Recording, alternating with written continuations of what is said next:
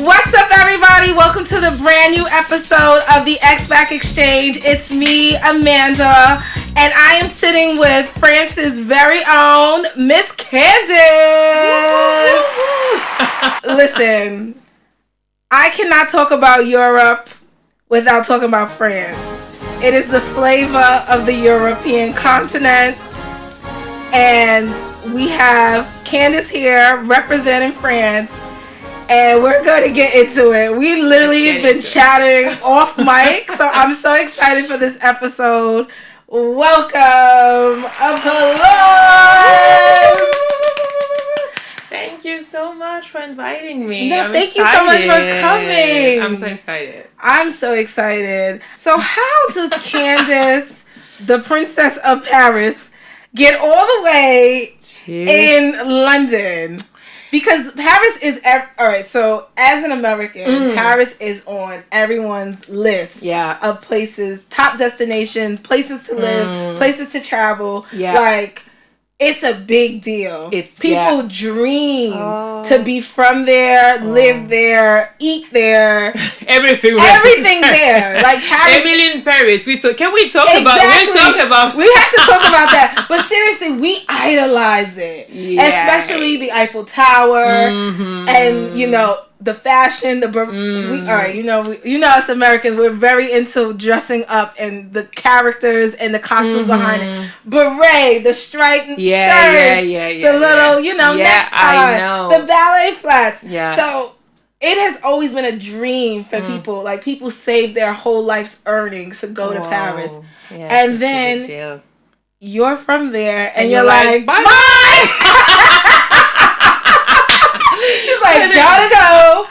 We're done. You know, the thing is, people, they come from all over the world, and it's true. Like, Paris is such a beautiful city. Like, I'm so happy, that I got to, that I'm born, grew up, and live. Like, it's nice. But as I said, if you're born in a place, you grew up there, you saw that all your life. At some point, you're like, okay, there's a life outside of Paris. Like, you want to see the world, you want to do other things. So this is what happened to me. And also at some point, okay, you saw the Eiffel Tower. Okay, it's beautiful. I'm not saying it's not, but it's like I saw it so many times. Now I'm like, again, you? At some point, you're like, I want something else. You want something more. Yeah, you want something more. But honestly, I really I like the city. I'm not saying it's perfect, but I really think, like, in terms of architecture, you visit, it's like amazing. It's just beautiful, and a lot of historical places and stuff. So we can talk about it later. But what took me out of it is more that, I wanted to see something else. And also, I was just always drawn to London when I was younger. I'm telling you, when there was a movie about London or whatever, my parents were like, Candace, come. I was really like, I want to see. I just felt that it was so cool, like those red buses and stuff. I was like, And also, it's just that it's really close to France, but it's so different in terms of mindset. They're really more open-minded. You can dress the way you want to dress. People are less judgmental. There's just so many things that really, like, attracted me to London, I would say. And it's just that they're so creative as well. And so basically I had this dream of studying in a British university because I had this picture of me studying, on the grass, like taking. I know. I want to do this. I'm not doing this in Paris. Everybody has a photo in front of a university in the grass with a book. We all do. I'm gonna look for mine, but I definitely have one. Yeah, so that was my, I had this picture in my mind, like, I want to do this, so I'm finding a way to do this. And this is what happened. So I just came to study, and then, one thing led to another, and then I stayed. And I think also London is a good place when you finish your studies to get started with your career, because they're just so they're so open. They're like, okay, you're young, we're giving you a chance. You learn on the, you learn on the go. Whereas in France, because this episode is also about the differences between London and Paris.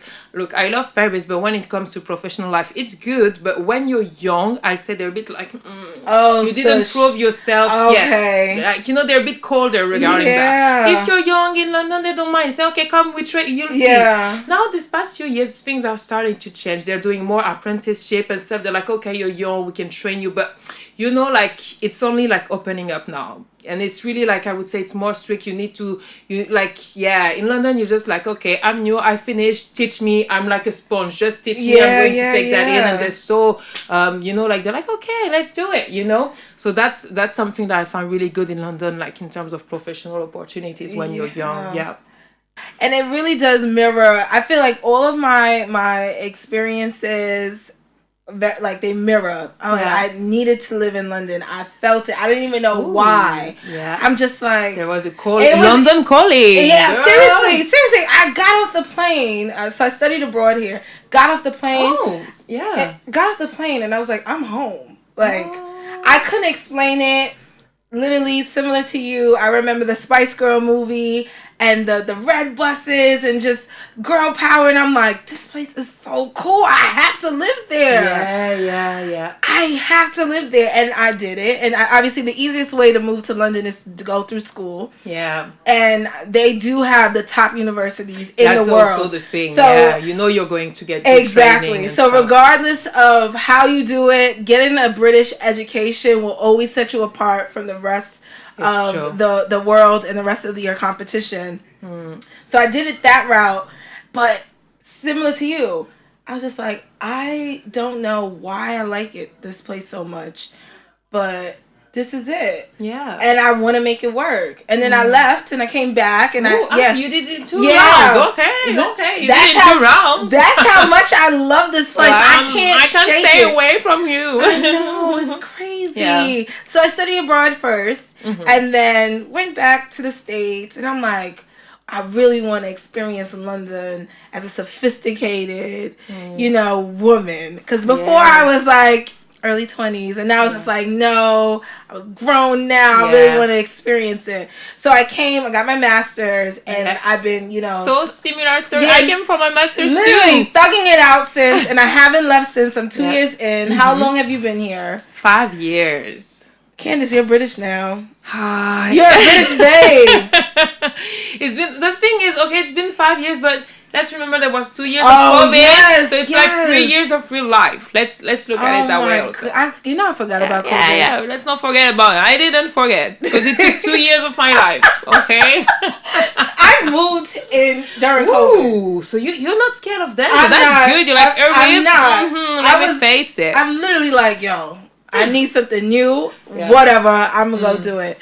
But I will say the vibe is a lot different now than it used to be. London, I mean, don't get me wrong, it's still a vibe, but it was like more of a vibe. I think the vibe has changed because now you have to reserve and do appointments and reservations for everything now. Yes, actually, now let's get into it. Okay, I love London, but we have to get into it. Yes. We said we're here to get into it. Yes, we are. Go ahead. But the thing is, even so there's COVID played a lot, but I would say even when I look back from like the first year when I first arrived, I don't know, which year did you come here first? All right, so first year, 2015. Okay, so even before, I came 2017. So you saw like how it was in 2015, and also when I arrived in 2017, and like 2023, it has changed a lot. It has changed a lot. So much. And I'm sad to say, sometimes I think it's maybe not for the better. It's not. No, it's not. Because I'm gonna say what I love about London. No. I just want to make this very clear. We love London, but we keeping it real and we're keeping it real. Yes, we're keeping it real. No, because I feel the exact way. You've noticed it. I noticed it. Yes, it's borderline pushing me to go back to the States. Because I don't know what the city is doing. And then the inflation on top of it. Voila. Now we're getting into things. Because I think there's 3 components to it, if you ask me. Go ahead, name them. First one, COVID. But I think it was a worldwide thing. But I really noticed the difference with COVID. Because now people, they're getting more social. But as you said, you have to reserve, to book everything. Oh, my gosh. And I don't know, there was something. And also now we've noticed that it's reopened. So now also some places are really crowded. Yeah. Also. And because it was not that crowded, I'm like, why? Yes. So that was one thing. Then inflation. I'm like... Jeez. What happened? When I tell you everything, I buy one thing today, 2 weeks from now, is gone up 20p. I'm like, yeah, and okay, at the beginning, because inflation's been going for over a year now. At the beginning, I was like, whatever. Like, I'm chill. I was like, okay, it's just a bit here, a bit there. Like, I'm not someone to be. But then I've noticed things are adding up, and also, for like electricity or housing and stuff, council that are, like, tax, all of that. And I'm just like, okay, you and me, we're like, I don't know if you have children, but no, I don't. I'm like, I don't have children, just myself. So I'm like, okay, but I'm just thinking, how is it for families? Because me, okay, it's just myself, but imagine you have 3 children. Know how they do it. I don't know. I don't know either, and I'm like, wow. And the salaries are just. I have a friend from the States. She told me, in the US, your salaries are way higher. I've never been to the States, so I don't know. But this is what she told me. You would be very surprised of what you will be, like, what you could make. Bailing seriously. I have a question for you. Oh my gosh, I have a question for you. Tell me. Alright, so can you take me back to how life was in Paris when Kanye West and Jay-Z dropped Niggas in Paris? That was crazy. Because I like. Okay. What was the vibe like? People loved it. People loved it, and especially African, Afro-descendant people, Caribbean people, like, we loved it. Because I can only imagine. Because when he dropped it, when they dropped it in the States, I was like, no, that was hard. But imagine being from Paris. I was happy. Like, I liked it. I really liked it. And also, I remember I was not in that concert, but they did a show and they played it like... Yes! I don't know how many times. Watch the Throne concert, yes. And people went there and said, it was crazy. They just replayed it, kept on replaying it. And I was like, wish I was there, but I was not. I went to that concert in the States, but not the one in Paris. Yeah. But it was such a vibe. That... I don't know. That would have shook up the city. That's crazy. No. Oh my goodness. The producer of that song is like, wow. I know. Crazy. I was just like, I need to ask Candace how she felt about that song. I think like the beat was great and everybody loved it, so there was a craze around the song. Yeah. And you can't go to Paris without playing it. Like all the Americans that go to Paris, they play it. They play it. It's on their Snapchat, it's on their Instagram, it's on their vlogs. It's always a background. And their TikToks. It's always a background song for it. But back to how London has changed. I'm so sorry, y'all, because Candace should not be going off on tangents, but go ahead, girl. No, but London definitely does feel different. Yeah, and also another point, I don't know if you've noticed it as an American, but for example, like Brexit. Because I've noticed it. Because rules have changed. If you're French or if you're from anywhere from Europe, it's like before London, it was a city where anyone from Europe could just come. And you didn't have to have all those visas, all those stuff. You could just come as if it was like your country, And it was super simple. So there was a lot of young people. They just came. They stayed a few months or sometimes longer to learn English, find a job and come back. It was just so easy. Everything was way easier. But now is that like it's really complicated for people who want to come to London now. So this has changed as well. Obviously, it has changed the relationship between the two countries. And even I know when I'm in France, I say, I live in London. Stuff like, what are you doing there? Like, there's not that love for the city like it used to. So I can feel like relationship has become a bit tense between the two cities or even like the two countries in that case. So I've noticed that. And also now if you need to move, so yes, you need the sponsorship. They check so many different things. Even if you just go for holidays, you need to have a passport and stuff and that. And before it was just easy. I'm like, why would you do that to yourself? It's so they don't even. You know what? I think they didn't even realize what they were voting for. I agree, because it is now nipping them in the bud. Like right now, it's payback. Exactly. Now everything is more expensive, petrol, all of these things that they didn't spend that much money on, and then the workforce that from the EU was helping them get things done. Yes, thank you for pointing this out. For so many jobs, it was people from Europe who were doing it, and also now you can see that in some sectors, like there is a shortage, like waiters, there's a shortage, even like for drivers and truck. So it's like it's created a mess. It's a huge mess. And I mean, we have to respect the vote of the people, which I respect, but I'm a bit like, why? I'm not really understanding that decision. Even years later, before I was like, maybe I understand, but years later, I still don't get it. And it's messing up the morale of the country and the city because, Brits don't want to do certain jobs. Yeah. Certain people in the EU were able to do those jobs. If the Brits want to do it, they want more pay. And then this whole thing of the trickling down to work wage, and it's just a headache. And then you got us, expats living in the city, just trying to get by. It's like, it is so tough. Yeah. But for some strange reason, I enjoy it. And that's why sometimes I think, what do we have? Yeah, I'm just like, my parents, like my dad will be like, okay, get to your senses. Okay? Yeah, what's going on? This English stuff. When is this ending? I know what also makes me feel good in this city. First, it's so diverse, and I really like it. You have people from all over the world. I like that. I meet so many different people. I think also people, they're quite, they're quite open-minded. You dress the way you want. Look, we're talking about differences between London and Paris. Girl, Paris. I love Paris, but you have to tell the truth. People are judgmental. Like, they're so, that's why fashion sense is good. Because if you get it wrong, they're going to judge you. That's why people are well dressed, because you can't get it wrong. No, they can't. Trust me, once I got it wrong, I'm still paying the price. Listen, what did you do? When you go to Paris, everyone looks good. Everyone looks good. They look so put together, tailored, clean, just. But I'm telling you, okay. Perfect. Yeah. Perfect. And then in London, everyone here has their own style. And I have on the biggest boots right now. Like, they are huge. I would never wear these in America. Yeah, that's never wear these in America. It's true what you're saying. With flare pants. It's true. I would never do this. It's so true. But here, you feel comfortable you enough just to try. You just do your own thing. Trench coat open. There's certain things I would never even put on. And since living here, I'm like, how this works. No, but this is so true what you're saying. I think that in London, because people are not judgmental, you're free to experiment. Yes. You get it wrong, okay, next week you don't wear it and you can try it. Exactly. So, and you even see it in people's styles in the street. That's why, like, even when you look at their brands and fashion brands and stuff, like, the style, it's more like extravagant.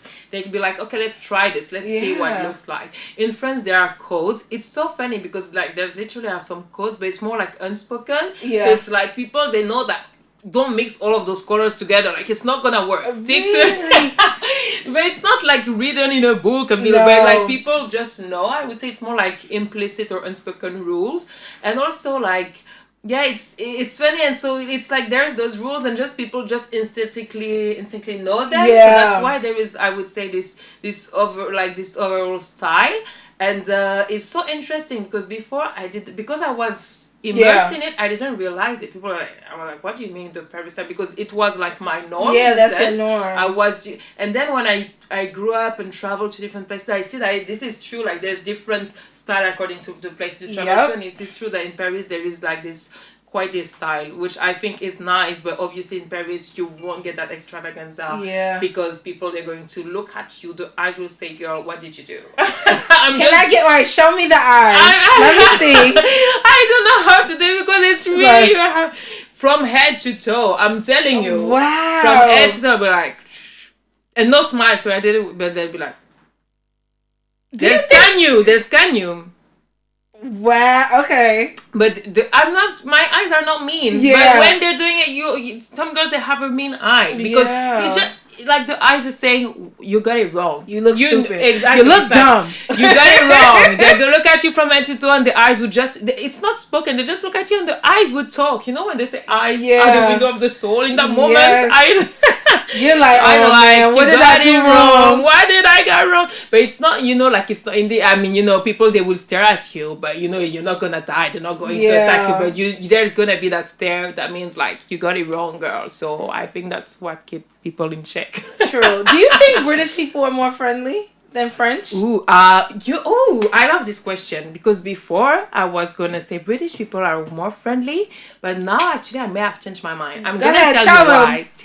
Please tell them. Because I think that in the UK people are more, like they're more open, like at the first glance. They'll be like, oh, hi, smiling and blah, and they'll be calling you darling and all of those words and all of that. So at the beginning you feel, oh, they're really friendly, but I feel like when you dig into it, you'll reach like a wall. Be like, they're very reserved. Like, you're coming here, you're not coming there, you know? Stop. Exactly. Yeah, so I'm like, you got to stop. So, whereas in France, at the beginning, it's true, especially in Paris, people, they're not going to be smiling like that. They're not going to be like all welcoming. Yeah, I'm here to keep it real. I'm not here to say what you want to hear. Tell them. We're not here to lie to the people. Tell them. Go ahead. But yeah, like at first in Paris, people are not that friendly, to be honest. I would say, for French people are friendly, but in general, you'll feel the difference between a British person and a French person. But once someone French really opens up, really you're part of the clique. Really, like they're going to really open up to you, really be your friend, really like. So it's like, you have to, like, it's different style. Either you have a smile from the get-go, but then you're blocked, or maybe you're blocked at the beginning, but once we open the door is open. Exactly. So I think the Brits have so many layers to them. Yeah. And they only show you like the first two, and then after that, they'll forget that they even tried to talk to you. And I'm like, you just was asking me all these questions. Are you not interested in being my friend? Yeah. It's crazy. No, but this is true. But it's so interesting that you also noticed it. Yeah. I noticed it. A few other people that are also not from London noticed it. So there's a real thing. First of all, like, maybe it's you didn't meet the right people, but now no, it's a culture. Yeah. It's just the way that they are. Being from New York, they always say that we're aggressive. You know, I don't know how to really describe it, but we move like this, right? The same as when you ask me to do the stairs. Sometimes you don't know how to so you're just like, so we get a bad rep for like being mean, aggressive, direct. Direct, tell it like it is. And I think we're the most friendliest people. Looking back now, we talk to people in the queue at in the supermarket. We talk to people on the trains, in the buses. We talk to strangers. We know how to do an empty talk, a throwaway conversation, which is something that I thought the whole world was doing. No. And was I mistaken? People look at me like I got like 5 heads and like 100 eyes. They're like, why is this girl talking to us? After asking me if I'm from the States, so you're from the States. And then after that, it's just, they're just like, no. Oh. So it's so interesting. And then I remember going to Paris. And I'm one of those people who sometimes just only speak English and hope everyone just understands me. You're doing I'm sorry. I'm telling you did it in the wrong place. Go ahead, tell me your story. I'm sure you did it in the wrong They looked at me like... I'm telling you. And I got in that phone and went to Google Translate, and I was trying after that moment. They made me try. Okay? They made me try. Yes, so you've been here for 5 years. You came here for school. Yeah. You're working. How does it feel now? How does going back to Paris feel? Do you miss it? Like, what are some things that keep you here? And what are some things that you absolutely miss about home? What I miss is my family. I'm so cliche, but my family is so important to me. And I think that this is what I miss, just being able to see them whenever. But also at the same time, the fact that I don't see them all the time, when I do see them, is so special. And I really want to make the most out of those moments. So I would definitely say my family is what I miss the most. Number one thing. And because we're quite close-knit, so it's like... But London is not far from Paris, so it's not as if I moved to New Zealand.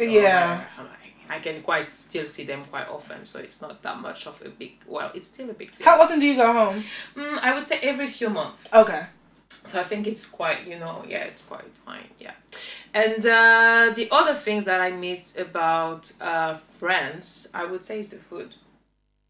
But still, I want to say, because people say in London you eat bad. No, in London you eat good, to be honest. It's very healthy. Yeah, I think you eat really good. People say, no, London food is bad. No, you can find food from all over the world. You have really good restaurants and all of that. So the food is not bad per se, but it's just that some stuff, like, I miss a real baguette. Oh, that sounds so cliche. I miss a real baguette. I miss like some real pastries. I visited quite a few bakeries and all of that, but still they're missing the point. Really? They're missing the point. Go to any boulangerie. Okay, so go to any bakery. Yeah. Wait, can you say it again? What was it? I'm gonna learn France. I'm gonna learn French by the end of this episode. Go ahead. No, but... Break that down again. Say it one more time. Boulangerie. Boulangerie. One more time. Go ahead. Boulangerie. Yeah. I can't do it. Go ahead. But basically, it's a bakery. It's a bakery shop, and inside, you found them like in every street because people love eating sweet stuff in France, and like they're so good. Honestly, like I'm being transparent. I haven't found. No, there's one. Only one. Like I would say, there's only one bakery in London that does it really well, but it's French, so I guess that's why it's like really like something from France and stuff. But most of the other ones, and I've tried a lot, every time hoping I get a good millefeuille and stuff. I'm not saying what they do is you can eat it and stuff, but it's not the same quality. It's not the same thing. Honestly, you go even to a small one in Paris or in France, the quality is way higher. So maybe you can send them the recipe. No, don't send them the recipe, actually. We don't send the recipe. You gotta travel across. Yeah, exactly. You have to travel across and go get the authentic stuff. Yeah. Yes, we keep the sauce secret. No, you guys do. You guys do. And I love croissants. You've tried it there. Yeah, I have. No. I know the difference. Something similar in London. You see? No, but the thing is, I don't know any better, so I just eat it. That's what I found in London. I guess some people, they take it because they didn't try the original version. So when someone didn't try the original version, you can give them anything like that's good. But no, I'm like, no. No. Oh my goodness. But yeah, I would say like when it comes to pastries, like this is something that I definitely miss. So when I go to Paris, I'm always like, you gotta bring stuff back. Do you bring stuff back? I do bring some of the stuff back, but like the pastries that I really like is the type of pastry that you need to eat on the day or 1 or 2 days. Like it needs to be fresh, otherwise. Which is what? What is it? I love millefeuille. Okay, what's that? It's like a pastry that has like basically 1,000 layers. Okay. So it's something that's really good. So you have different flavor, like different, so it's good. You also have like the religieux, so it's another type of cake. It's really good. Like there's just so many, honestly. There's just so many, and you go and sometimes like, what do I feel like having today? And there's so many options. But you know that whatever the options you pick, you're gonna love it. So you're gonna love it. It's not a big risk that I'm taking. So is there like a French community in London? There is. Okay. How is it? It's a really big community, so I was quite surprised because there's really a lot of French people in London, but I feel it's gonna be bad, but they're so helpful. In France, the vibe is different, but I guess that when you're outside of French people are more like, okay, I say there, so I feel like the vibe is different, like with the people from France when they're outside of France and when you're inside of France. Makes sense. And also I would say that the mindset of French people outside of France is a bit different from some people are. I guess that once you move to another country, obviously your mind is different. And I noticed that with the French people that I met abroad, I noticed that it can be quite different than people who stayed and didn't experience that whole thing of moving in another country. So I definitely noticed that. But I just found the French community abroad so helpful. For anything, they'll be willing to help or to put you in contact with someone who can help, and just this helpfulness. I'm like, wow, I like that. Yeah, no, it's so good to find a community inside a new place. Yeah. We met through a expat community as well, and those little platforms are so helpful. They are. Whether it is like finding places to go, just making friends, apartments. It is so anything. It's really hard being an expat. Like regardless of how much you prepare to live in a new place, it doesn't start until you actually move there. Exactly. And you you don't know what you're gonna expect. You don't know, but that's the beauty of it. That's the beauty of it, of going and not knowing what you'll have when you be there. So that's why I think always getting into like personal development, That's why I think you just need to trust yourself to be able to bounce back, whatever might happen. So you need to know, okay, I'm going to bounce back. If it's goes well or if it goes bad and all of that. So just about really trusting yourself, and you grow so much for that experience. I just think that if I would have stayed in Paris, I would have been so different. Yeah. So 1000%. Yeah, and I feel like the fact that I moved out and I've tried to do things in my, on my own. Obviously, I'm not saying I'm doing some people, they help me through. You always meet someone. Yes. Stuff, but, like, it's like you're in a new country, and it's just so... I think you grow so much, you gain in self-confidence like crazy. You grow really, you get more confident in yourself. You obviously, like, your social skills, they're getting better because you have to. They have to. You have to. You have no choice. Yeah, so you just grow. You learn how to trust yourself. And it's just really nice. You open your mind as well. You learn so much, like if it's academically or professionally or even personally, by meeting those people. And you just create so many beautiful memories of people you met. And also sometimes you get bad experiences, but it can, help you grow. And also, like, even if you would have stayed in New York, if I would have stayed in Paris, maybe one day I would have had a bad experience. Exactly. So. It is such a beautiful journey as an expat. You don't know what you're gonna expect. There's so many curveballs, and you get to meet a lot of different people, and each person helps bring out a different side of you, and that is something that you would not get in your hometown. Exactly. Like, regardless of anything, there's this certain lifestyle where you're from. And just to break the mold and just try something new, even if it's not long term, because I don't think I'm going to be here for a long time, but just to be able to say, I lived in Europe, and the work culture is so different here. Ooh, I'm so curious how it is in the US, because from what I hear, I don't know if I'll be able to work in the US, because from what I hear, it's like quite intense. It is. Annual leave, do you know what that means? No, I don't. I'm really sorry to break it to you. There's no such thing as annual leave.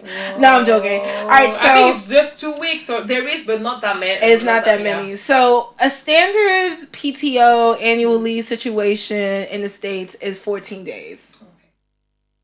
That's 2 weeks.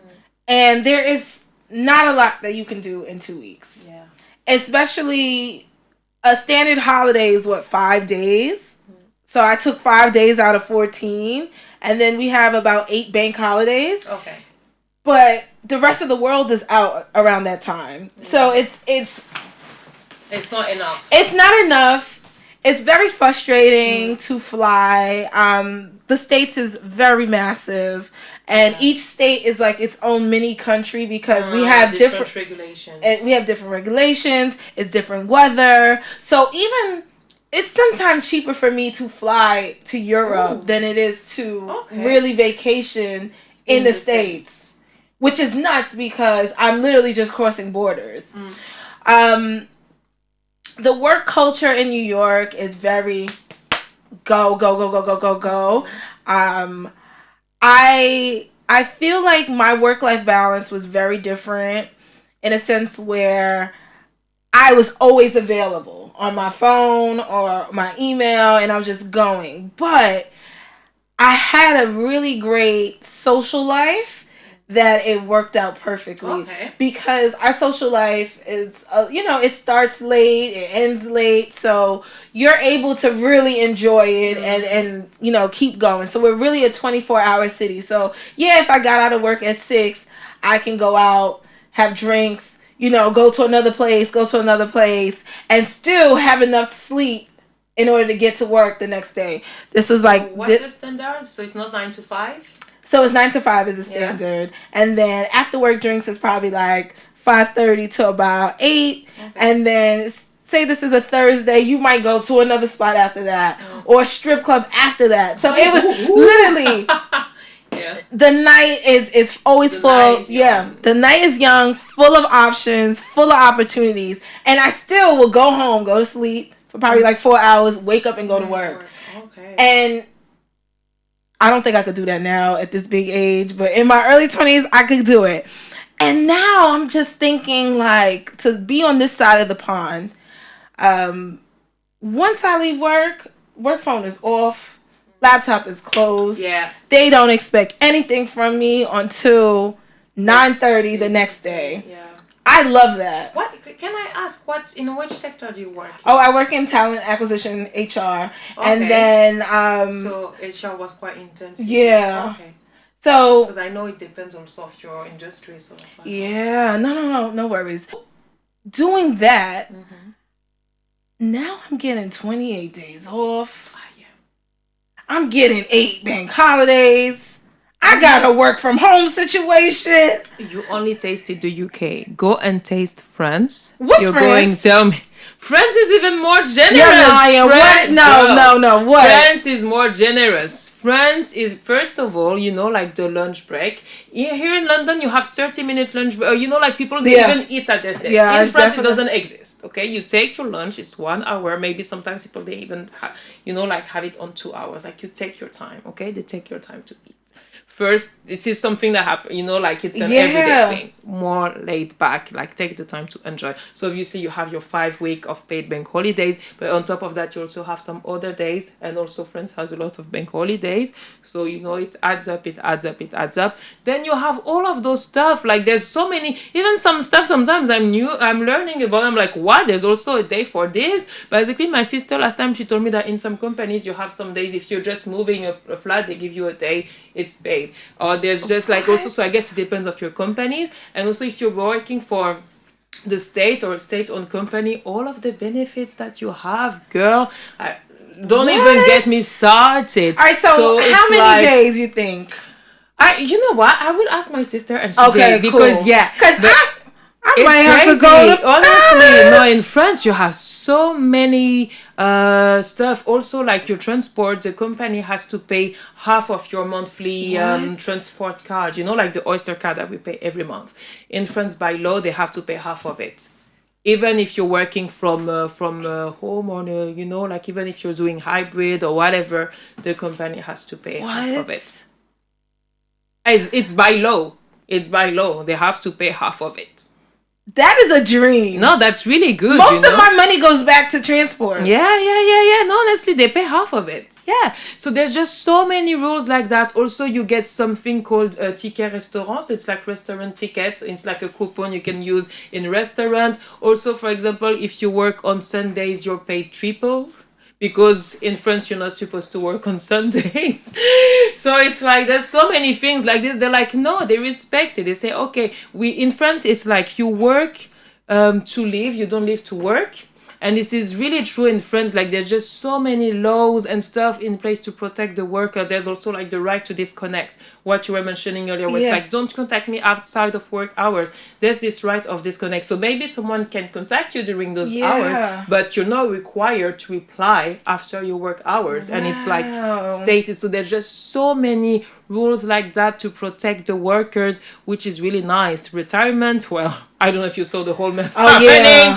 So I'm not going to start talking about that, but it was good until Macron started to play. But well, one thing I will say that I respect about European countries, but specifically Paris, y'all don't take no mess with y'all government. I like that. I love that. I really do like that. And that was something worth fighting for. Exactly. Because they're trying to do that in the States. And it breaks my heart because all this time you've been working, you've been putting your hours, you've been doing, your due diligence for yourself, your family, and these corporations. And now you want to add on? Yeah, and also, to me, honestly, it's getting political, but I'm saying my mind, what I'm saying? But I think that you just can't ask that, especially for people in some jobs. Like, let's say you're a nurse, it's something physical, or like you've been, like you're a worker and you're doing like a physical job, or you're working in trucks, your back is hurting. You ask someone who is like 64, 65 to add more years. Like some jobs you physically can't, Why would people harm their health? And also it's not like what you get when you're retiring. It's not, they're not giving you something like, no, and it's your money still. Yeah, and you like you put the money in for it for all the years that you work. So I think it's like, I honestly, I think that I understand that of course we're living longer, but I think that there's another way around it, because you can't ask people, especially at some point you physically can't. So it's like, what's the point?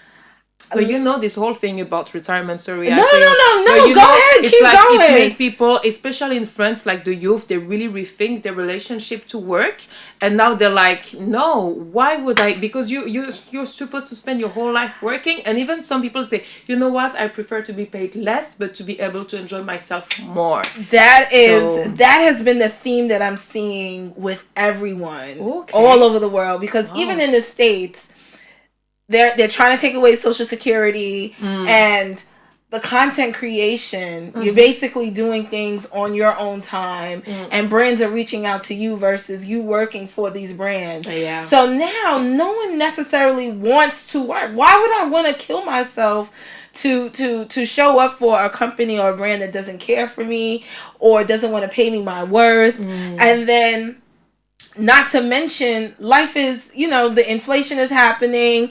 Rent is too damn high everywhere. I think the average rent for America is $2,000. Okay. And what's the average salary there? Because $50K.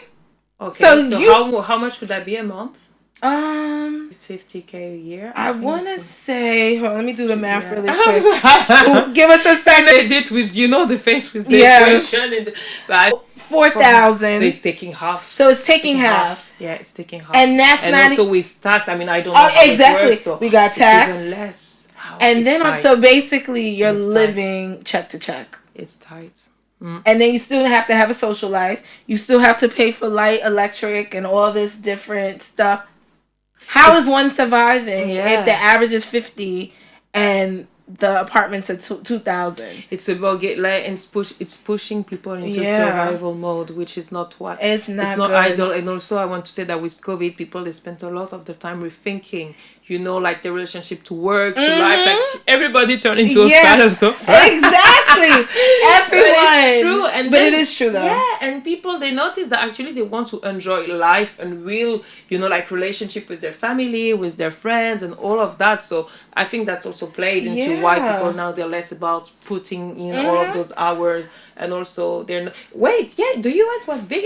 You did the Great Resignation. Yeah. They're like, I'm not doing this. Yeah, it's the stage you're like, another thing. Not on my So watch. people don't... Yeah. Americans don't travel as much as the Europeans do. Okay. We don't. Half of the US, and this is the wrong statistic, but a very small percentage of American has a passport. Oh, okay. They don't travel that much. Okay. And ever since COVID, everyone's getting their passport. Yeah, of course. Everyone is using... I can tell you that I used to not use... I hardly use all of my PTO. Why? But I think also in the US, okay, maybe we're going to talk about it later on. But also I think in the US, like I've not been there, so what I'm saying may not be true. Let's hear it. I want to hear how I heard from people. Let me hear this. What I saw on TV and documentation of that. But I feel like you're really pushed because it's like you're told from a young age, like it's really capitalistic. Really liberal. Yeah. And it's all about like I feel like it must be a bit quite tough because I feel it's like. There's this French saying, it's like marche ou crève. It's like you either make it work or you die, or maybe, I think it's like really, really harsh. So maybe that's why also you were like, no, I'm not taking my PTO because like I have to work more to save more, and also maybe it's bad. It's not seen as a good thing to take your time to rest on. Isn't it tiring? It's very tiring. Yeah. And then you get to this point where you're like, what am I doing? It's a moment of realization that you didn't take time for yourself. You didn't take time to explore, and you didn't take time away from a place that doesn't value you as much as you deserve. So I went through that and I was just like, never again. Yeah. I don't care if I have nothing to do. I'm taking my PTO. Yeah, of course. I am exactly. Physical health. I'm not playing. And sometimes certain jobs let you let it roll over. Some of them make you cash it out. It depends on the situation. But now, ever since COVID, every day, these are my benefits that I'm using. Yeah. Another thing with Americans, from a young age, we're instilled in us that confidence is key.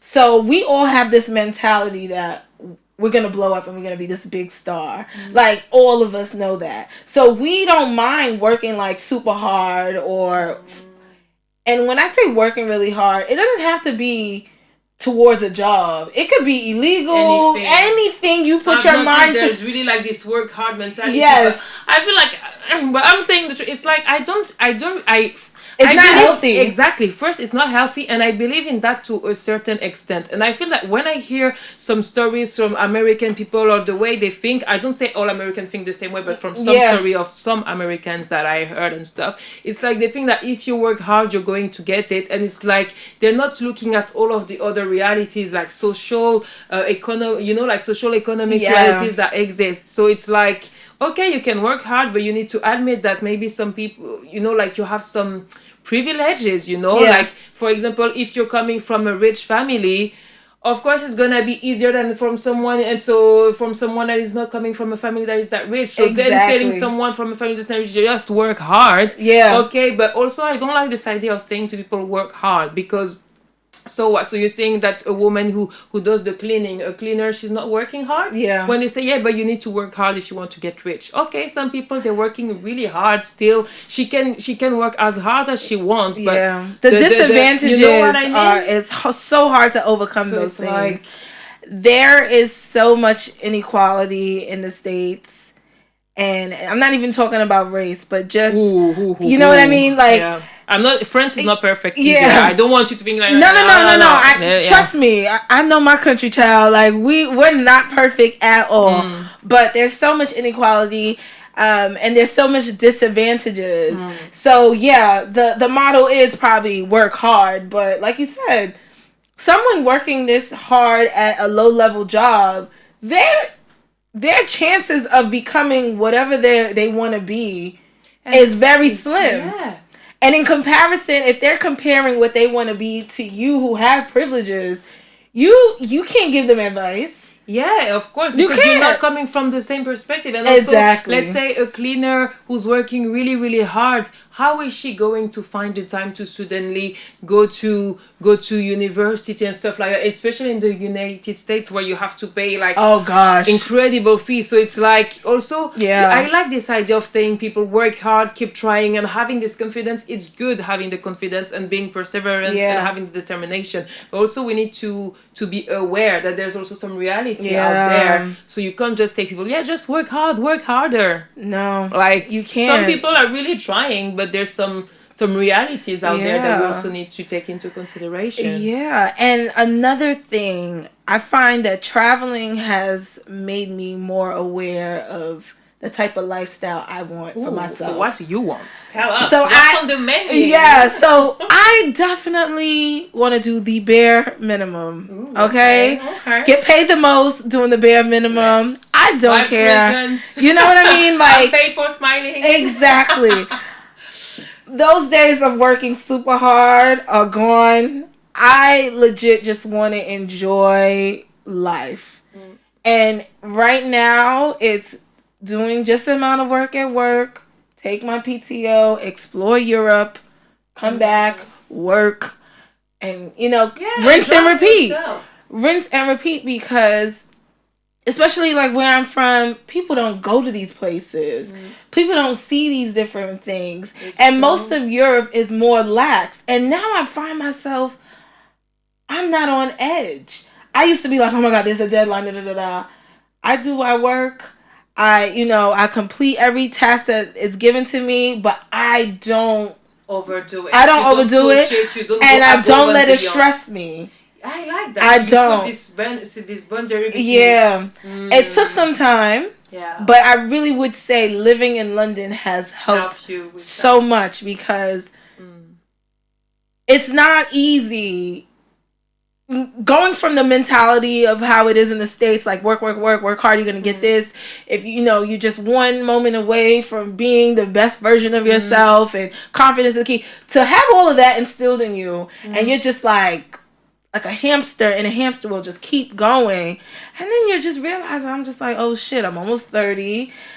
Thankfully, I have a great, village that has like really poured into me and invested in me, that I was able to already see Europe before before like becoming older, because the way it works in the States, most people don't start traveling until they retire. Wow. Okay. Yeah. That's so interesting. So because they work so hard. And then at 60 something, they want to travel. But like, imagine at 60 something, you might have an injury. I'm thinking of every time I travel, you know how much stairs I'm climbing, I'm hiking, you know the cobblestones in these different cities. Where are we going to go? And that's why they just go to Florida. And they just hang out, or Florida and Mexico, and they just hang out at a resort, and that's it. And I'm so adventurous. I'm like, no. No, there's a whole world to exactly. You know, there's a whole world to explore. And it's like, of course, we were talking about privilege. It's a privilege to be able to visit it, because it requires finances. It requires having a passport that allows you to travel. You like having health also to be able to go in that. So there's like privileges coming into that. But if you have access to it, it's just amazing to just travel and explore. And the more you do it, the more you want to do it again. It's so addictive. Like the people that you meet, and what I found out by traveling is that you can go to places that are so different to where you're from and still connect to the people, because there's some similarities. I'm like, wow, I feel like there's a connection. Yeah. I would have never thought that. Never would have thought. I went to Bulgaria, and I'm like, first of all, my friend's like, what are you doing there? What are you doing there? And I'm just like, I want to see. The tickets were cheap. I went. Why not? Yeah. And I had the time of my life. Nice.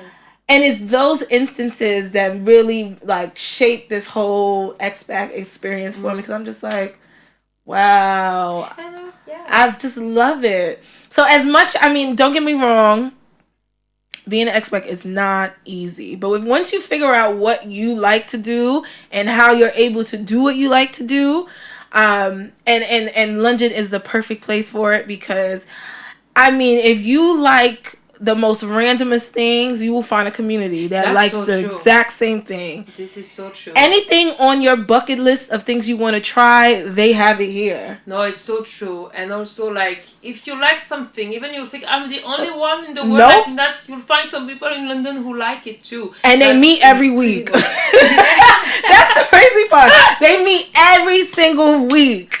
Every week. Yes, so it's so nice. It's so beautiful. And I agree. I'm really excited for the summer. I think this is one of the very few places in the world that your mood really is affected by the weather. We didn't talk about that. It's such a big part. It's such a big part, because literally, I was so over it last week. I was just like, no, my hair wasn't done. The weather was crap. And now the sun is shining. I'm like, no, but I'm back. So this is so true. The weather, like, winter time, it's nighttime at 4 p.m. Like, you need to know this information if you plan to move to London, because don't say we didn't warn you. At 4 p.m. it's gonna be nighttime during the winter, and it can impact your mood. But the thing is that because it's not that sunny that often, when it is sunny, Londoners really know how to make the most out of it, honestly. It's such a vibe.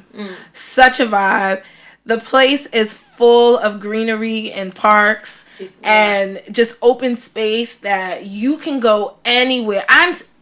One thing I love about living here is I explore. I make a left turn or a right turn. I'm in a whole new neighborhood, whole new just a oasis, and I'm like, where am I? This is true, and what you said is true about the fact that this is a green city. Who would have thought for such a big city that it would have so many green spaces? And I find it really nice, because we need to also be able to have some space where it's not just about high buildings and stuff. You need to be able to sit, have a picnic, and recharge. Yeah. It's summertime. I'm like, ooh, let me put my feet in the grass. You know what I'm saying? Like, for it to be such a major city, there is so much opportunity to explore the nature side of things. There's ponds, there's streams, there's canals, there's rivers. This is true. No, this is very true. And I'm like, wow. Like, I have a picnic blanket ready at all times. Like, oh, I'm going to go just sit outside. But this is true.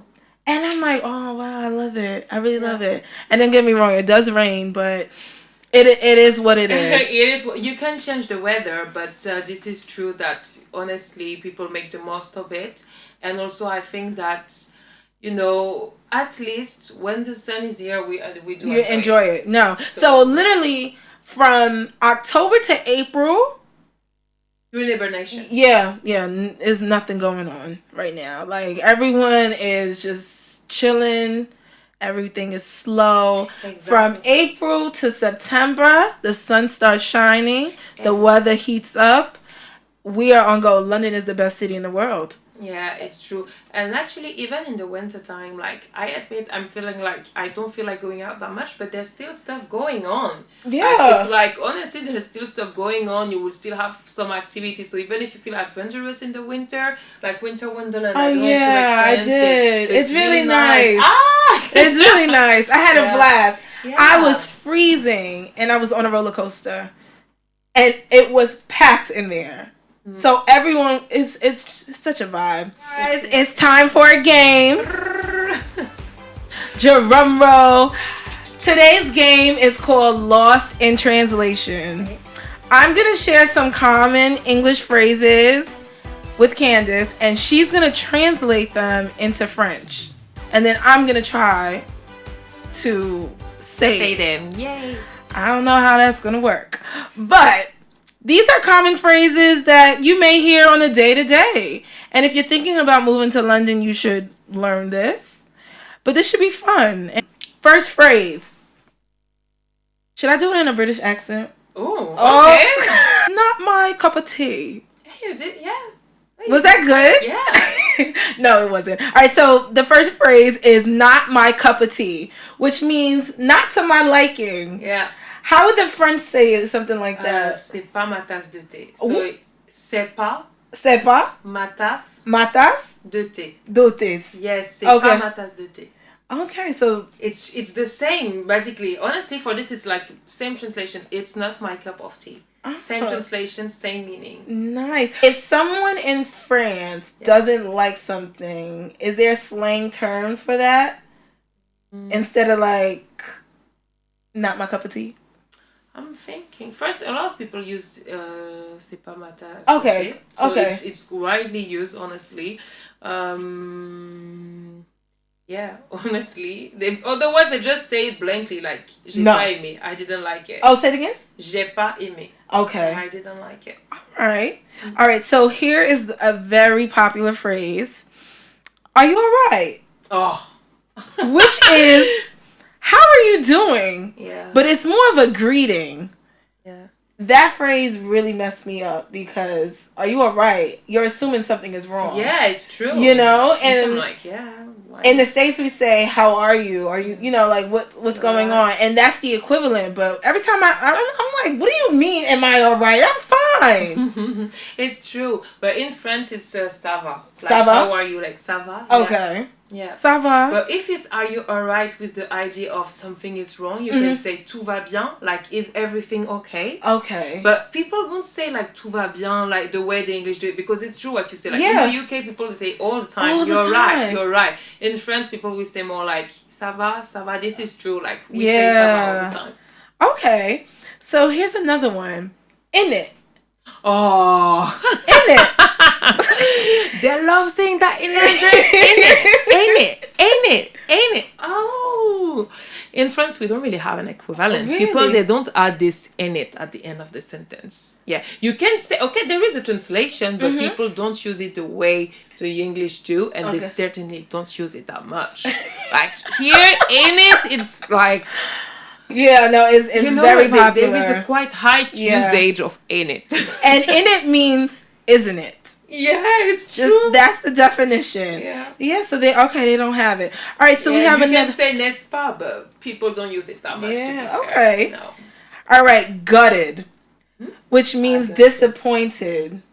I have something for you. So you can say it either like the normal way, or you can say it a bit more like a slang or like. Now let me hear the slang. It's more like deg. So basically, the normal way is like dégoûté. If you're like, it's like I'm disgusted. Like if you're gutted, something didn't happen the way you wanted it to happen, then you can just say like je suis dégoûté, like I'm disgusted because it's like it didn't happen how I wanted to, and like you can just say je suis deg. So it's like just the short version of dégoûté. So it's faster, and people say je suis deg.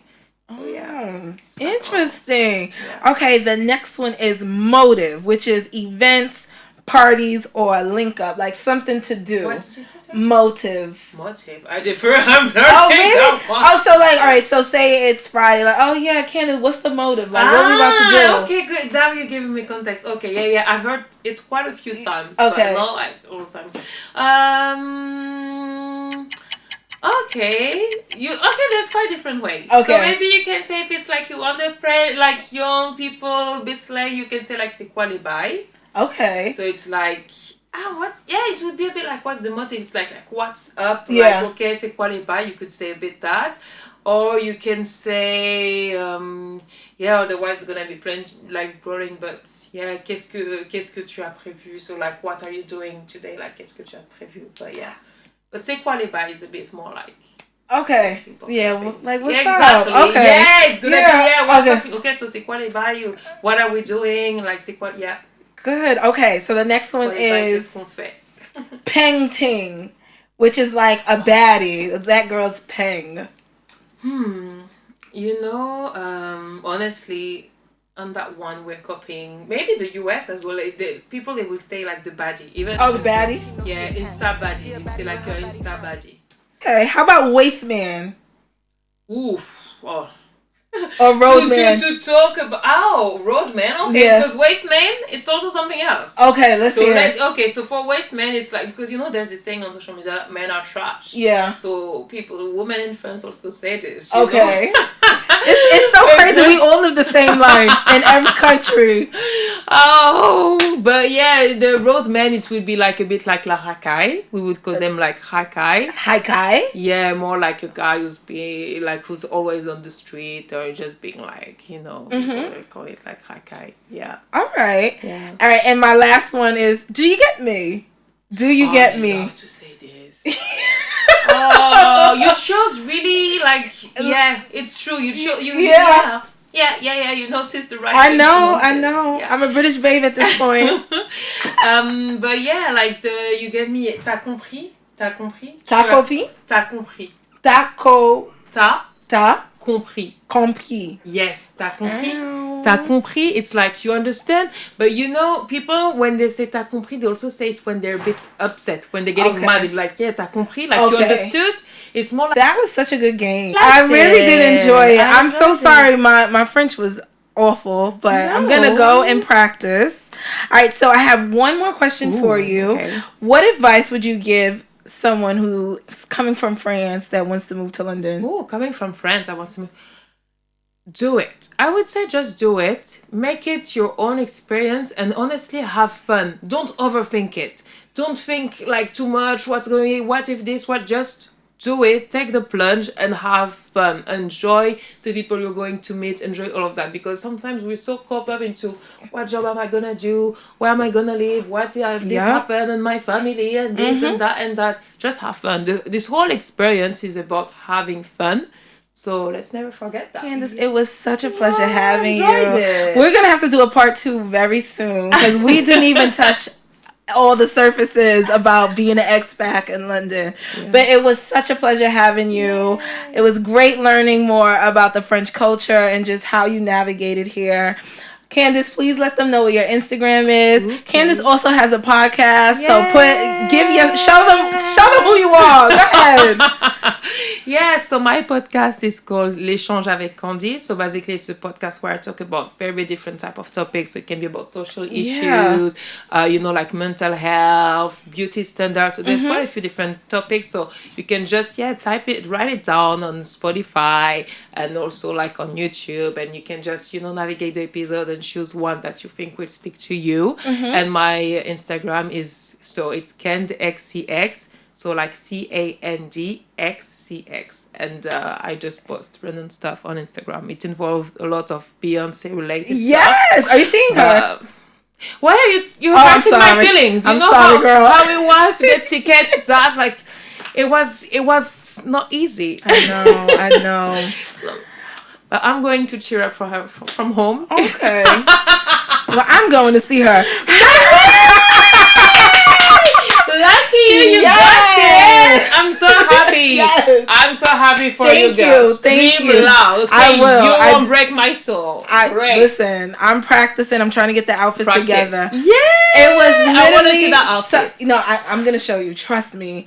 It was such a pleasure doing this episode. We gotta close it out, but me and her will be chatting when we close off. Anyway, thank you guys so much for tuning in. You guys already know where to find me, and my Instagram handles. I'll have everything written on the screen. Have a great rest of your day, and bye. Bye.